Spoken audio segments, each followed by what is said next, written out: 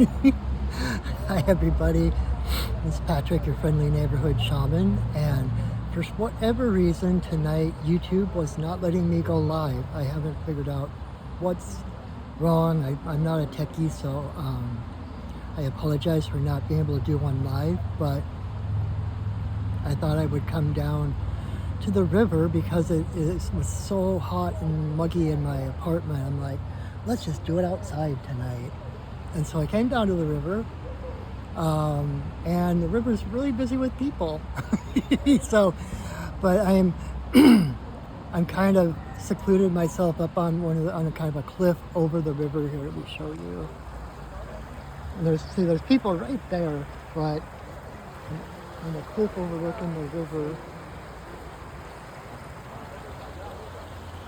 And right next to the trestle bridge. So this is where we are. God, I love that sunlight coming in on the trees. And so, since I can't do a live one, I thought I would do, I would do a pre-recorded reading for the community and post that in lieu of our live stream. I apologize again for not getting that done. But yeah, so and because I can't change the perspective on my camera when I'm just shooting a thing on my camera without being on YouTube or something, I have to keep switching my phone back and forth. So I have no idea right now if I'm really even looking at the camera. So forgive me, or have a good laugh, whichever you prefer, if things are wonky. But let's do this, okay? So I got my cars. Not sure how I'm gonna do this.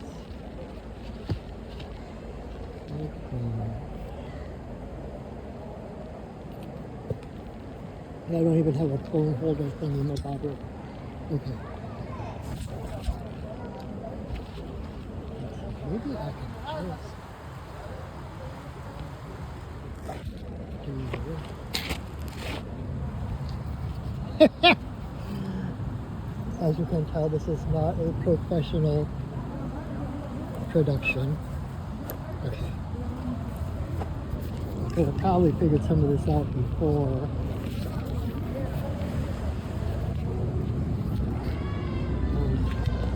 There we go. Kinda. Alright. So, I'm just gonna do kind of a, maybe I'll just do like a 3-card reading for the community, because there's a lot of distractions here, a lot of noise, and I just want to make sure I could post something since I couldn't do the live. So thank you for your patience. Thank you for your understanding.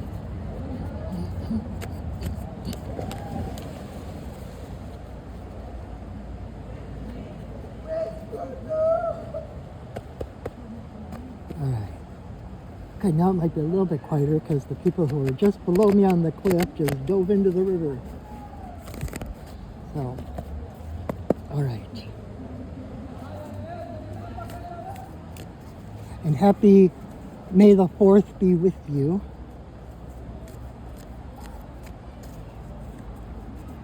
Bum, ba, ba, ba, ba, ba, ba, ba, ba, ba, bum, ba, ba, bum. Bum, bum, bum, ba, ba, ba, ba, bum, ba, ba, ba, bum, bum, ba, ba, ba, bum. Bum, ba, bum, ba, ba, da, ba, da, ba, da, da, ba, ba, bum, bum, ba, bum, ba, ba, da, ba, da, bum, ba, bum.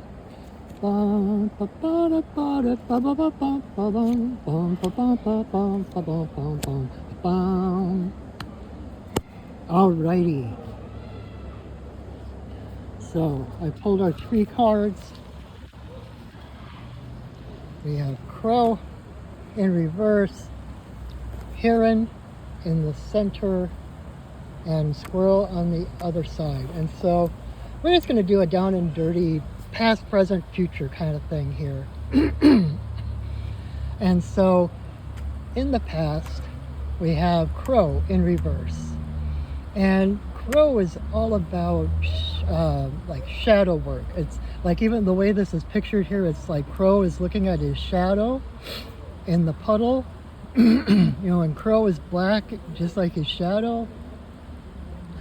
And so it's like, it's a time of trying to figure out what's real and what's a reflection, what's real and what's not real. So in the past, it's been kind of this dark night of the soul, generally, not just individuals, but in a general sense for our communities, our families, our global community. It's been kind of a dark night of the soul, looking into the shadows. And really, if you can, I was just talking to someone today about how sometimes I feel guilty about being an optimist because there's so much pessimism and cynicism in the world. But when I look at this, especially in light of these other cards, this is kind of the turning point. This is society looking into the shadow and looking at worst case scenarios, looking at doomsday scenarios, and it's that energy, even as scary as it is right now, and uncertain as the future is right now, for the most part,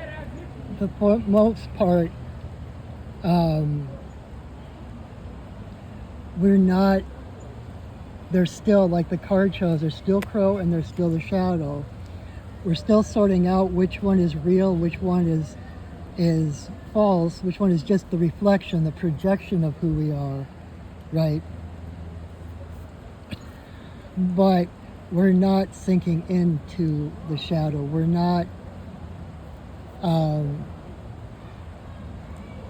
we're facing it. And like one of my shamanic teachers said one time, it's like, if you can face it, you can handle it.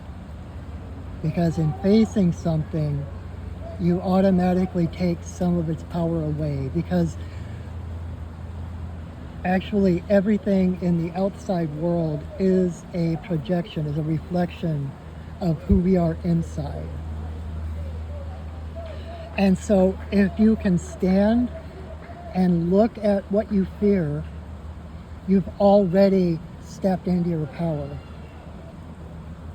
And if you can stand there, even if you are quaking in your boots, even if your voice is shaking, and you can stand there, that shadow will become less and less powerful and eventually will dissipate. So we've been looking into, you know, the shadow, all the different possibilities, all the doomsday kind of predictions. And if you look at our entertainment, right, like through the years, all the apocalyptic movies and TV shows and video games and the shoot 'em ups and all that kind of thing, it's like we are facing the repercussions of that, because that is our community mythology, right? Our entertainment, our movies, our books, our stories, that is our current mythology. And so we've been riding the shadow of apocalypse for so long, it's finally come up for us to look at it. And in light of these other cards here, I can stand even more optimistically and say we're not having any of it. That even though it's scary, even though no one really truly knows what's going to happen, we're saying, no, that is not what we want. That it's like pulling our power back, realizing that we are the ones who create our reality. We are the ones that create our world. And there are so many people right now stepping up, stepping into place, stepping into leadership roles, even just in their own life, taking steps to be in kindness, be in love, act from the heart, support minorities and marginalized peoples, and standing up for basic human rights and everything, right? There is so much of that right now. Like Mr. Rogers said, like when they're, like he was talking about when there's a disaster or there's some big thing, he said I think it was his mom or his grandma would say, look for the helpers. In every tragedy, in every disaster, look for the helpers, because the helpers are always there. And that is a more basic impulse, I believe, to the human spirit, is when something happens, is to rush in to help rather than to run away. And so there is so much more good going on right now than what we see as bad. And we're getting more and more contrast as to what we want and what we don't want. And so this is in reverse because we're still sorting it out, right? It's kind of like the yin yang, right? We're still sorting it out. We're looking into the jaws of death, right? The jaws of doom, and saying, no, we are not going there, right? So then if we move to our next card, in the middle we have Blue Heron, the card that is the present time. And Heron is about stillness. Heron, so, okay, oh, this is so cool. Okay, so here we've got Crow looking at the shadow, not sure which one is right, which one is true, which one is the real thing. And here with Heron actually utilizes his shadow. Heron stands in the water in stillness, perfect stillness, moves with such grace and slow grace that he barely disturbs the water. He barely makes he doesn't make any sudden movements. And so the fish that he eats are drawn to the coolness of his shadow. What he needs comes to him because of his stillness, because he's aligned. Head in the sky, feet in the earth, bridge between heaven and earth, literally. And instead of being afraid of the shadow and suspicious of the shadow and not knowing what's going to hurt us, and that duality of mind, Heron, through alignment and stillness, finds his place, and everything that he needs comes to him. And so it's like this is past and present. So we're starting to move more out of here into this place where there are more people waking up on the planet right now than ever before.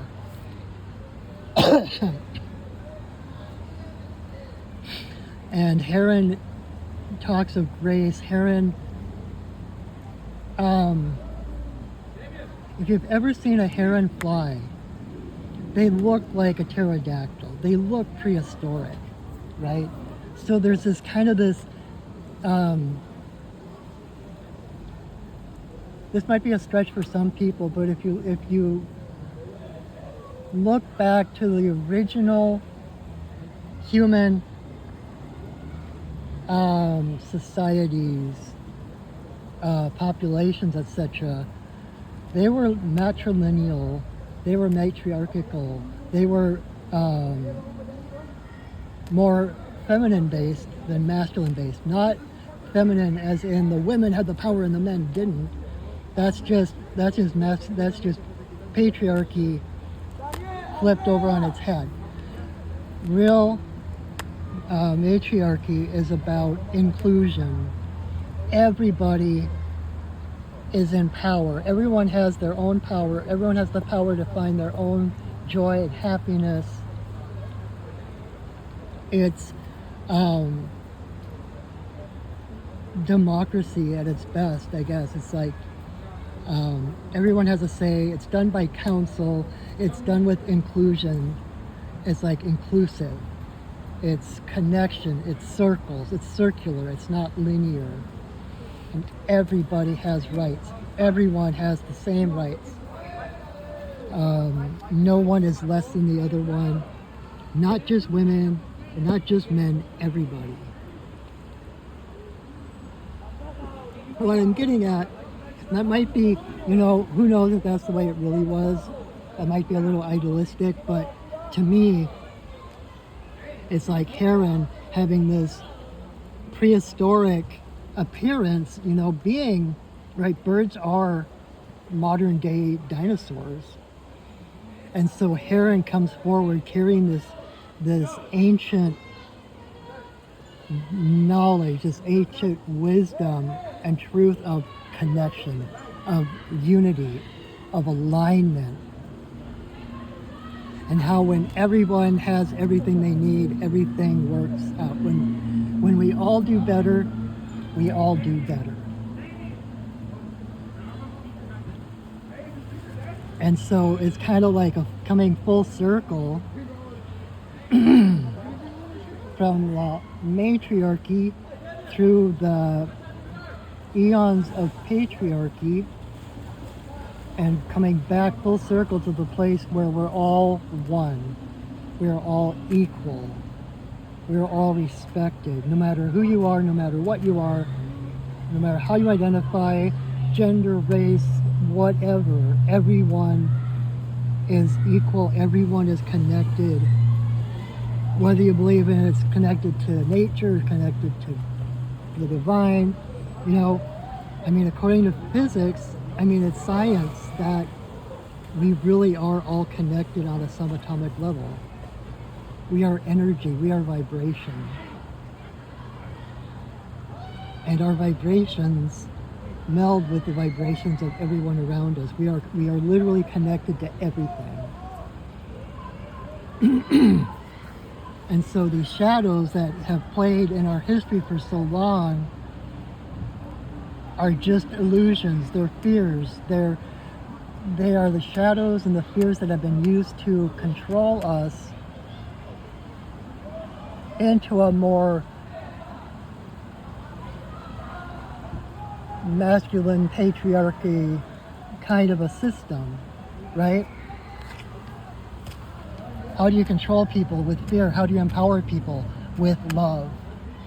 And we're moving from this society based on control and fear to a place of love and inclusion.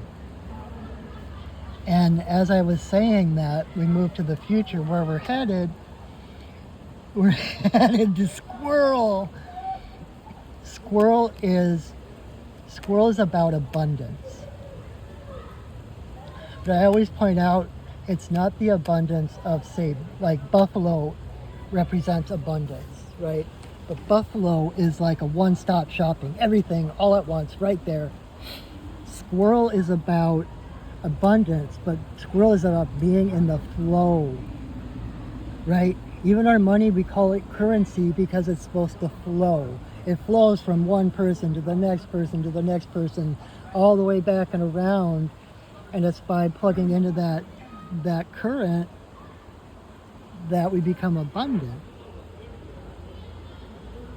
And so squirrel, we think of squirrel as like a hoarder, right?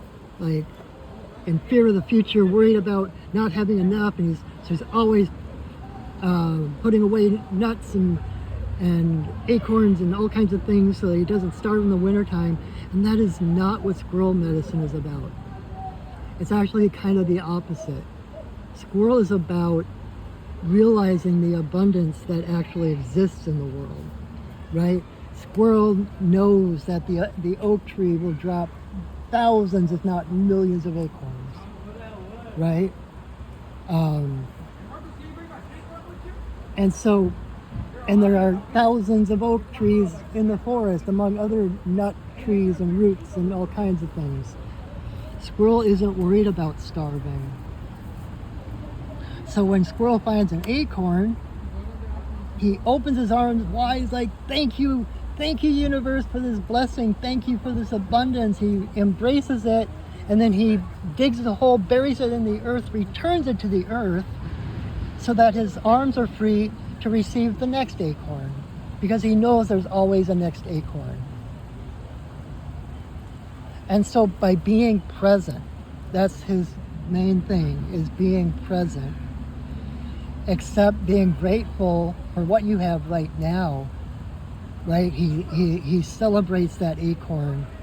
He buries it, returns it to the earth.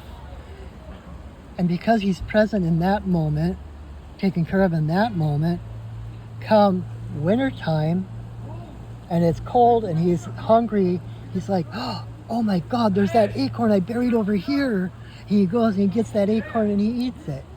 So by being taken care of in every single moment, in this moment, he is taken care of in every other moment. It's like the universe really does have your back. The universe does provide everything you need. Sometimes it takes special eyes to see it, but again, with the attitude of squirrel, it's through play, it's through joy that we realize what we have.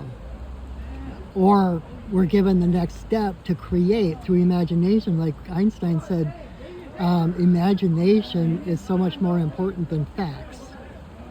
He said something like that. And it's that imagination, that play, that opens the door for more abundance. Because we are in charge of our society. We are in charge of our world. We can create whatever world we want. And going from this place of apocalypse to realization, we are starting to turn that wheel. I've heard this time referred to as the great turning. It's like the wheel coming down, and it's like at the bottom of the wheel, it's like worst case, it's like as bad as it gets. It seems like doomsday. It feels like that's it. And all of a sudden, there's no place else for the wheel to turn but up. And nature, the natural world, is always circular. It's always in a spiral. It's never static. It's always moving, it's always changing, it's always dynamic. And so we were at this point where we're starting to move toward play. And instead of saying, what do I need to survive? What do I need? It's like, oh, I have everything I need. What can we do with it now? What can we create?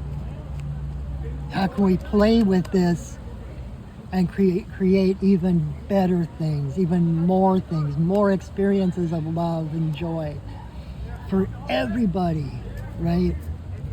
So that is my reading. I apologize if it was a little bit, I'm a little bit distracted for all the voices and everything around me. And again, I'm hoping that the camera is facing at my face. But so I wanted to give you something, since I couldn't go live tonight. I wanted to give you all something to go on.